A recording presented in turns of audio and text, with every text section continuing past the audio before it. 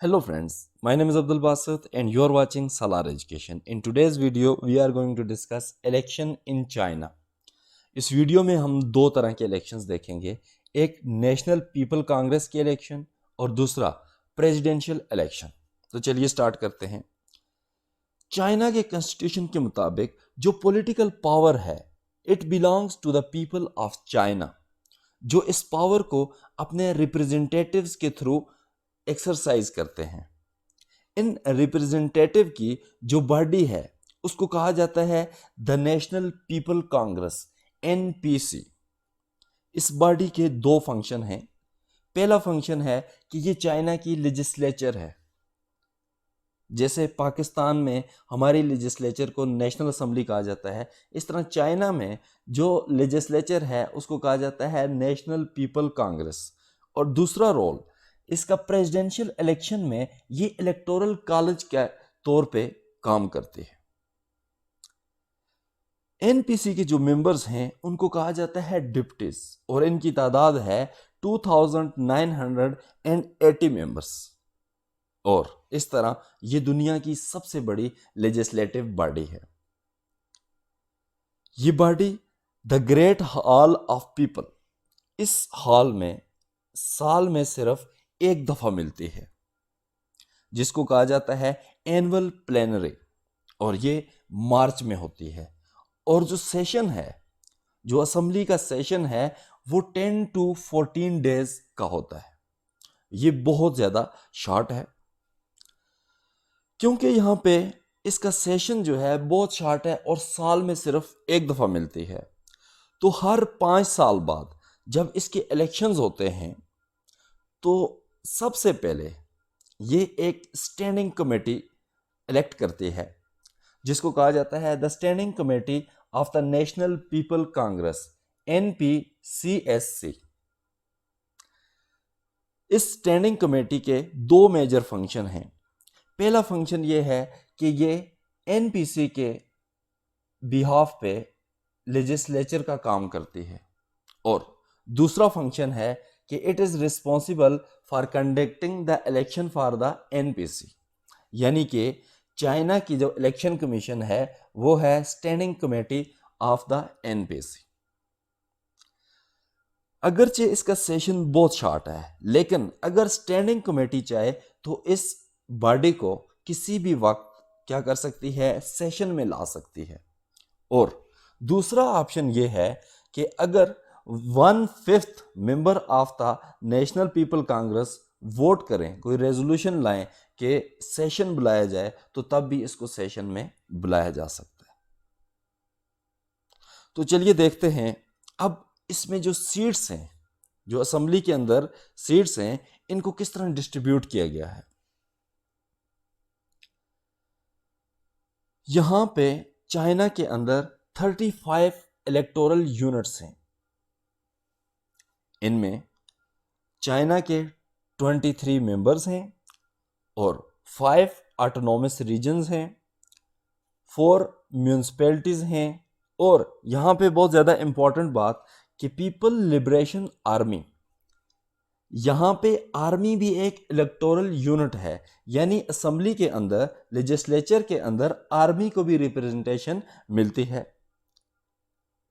उसके बाद दो एडमिनिस्ट्रेटिव रीजन है, special administrative region, Hong Kong and Macau. और यहां पे एक जो यूनिट है वो है ताइवान। तो यानी ताइवान को भी इस असेंबली के अंदर रिप्रेजेंटेशन दी जाती है। अब इनमें सीट्स की डिस्ट्रीब्यूशन कैसे है। सबसे पहली बात है कि हर इलेक्टोरल यूनिट को 15 सीट्स दी जाती हैं। ये इनकी बेसिक सीट्स हैं। हर प्रोविंस को, हर ऑटोनॉमस रीजन को, हर म्यूनिसिपैलिटी को और हर एडमिनिस्ट्रेटिव, स्पेशल एडमिनिस्ट्रेटिव रीजन को 15 सीट्स बेसिक्स दी जाती हैं। उसके बाद पर सीट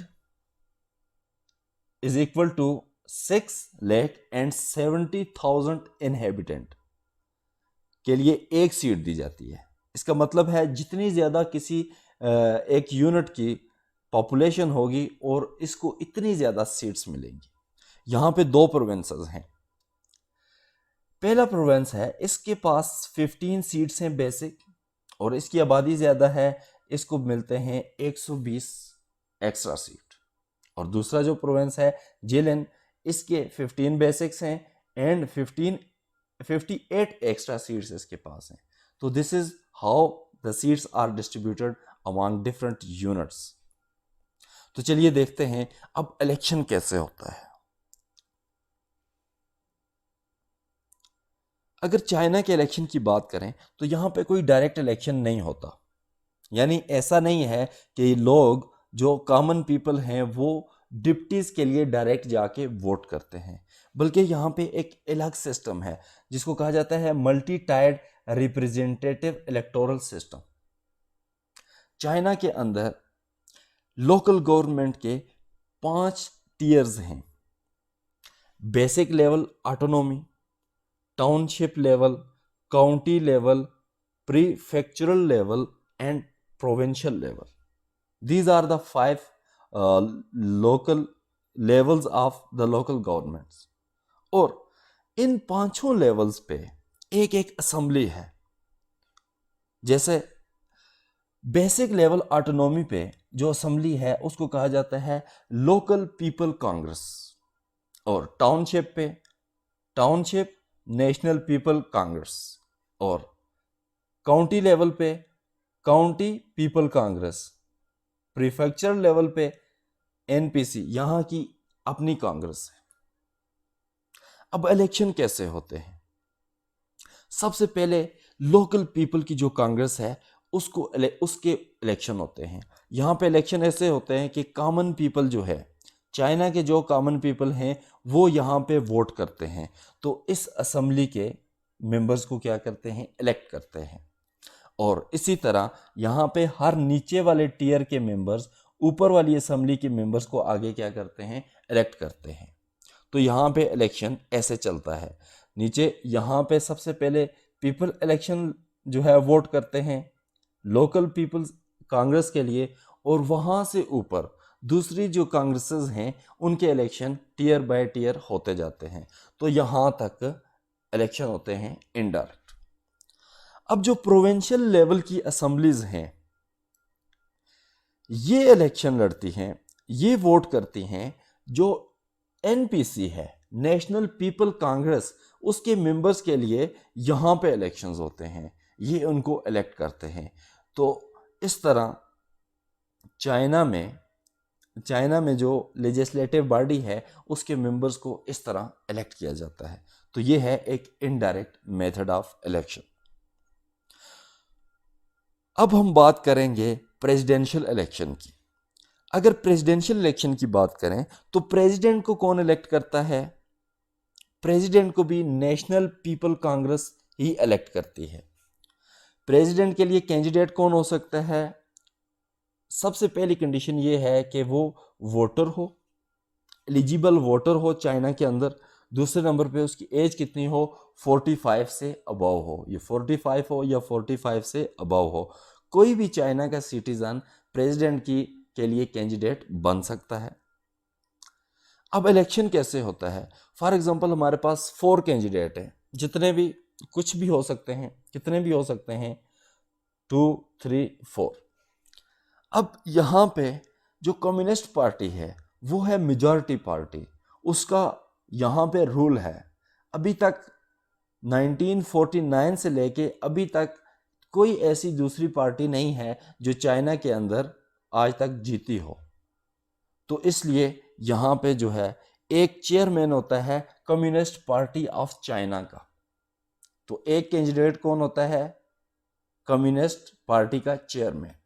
तो बाकी कैंडिडेट जितनी पार्टीज होंगी इतने कैंडिडेट होंगे। यहाँ पे ऑलमोस्ट 8 पार्टीज हैं चाइना के अंदर, तो 8 कैंडिडेट यहाँ पे होंगे।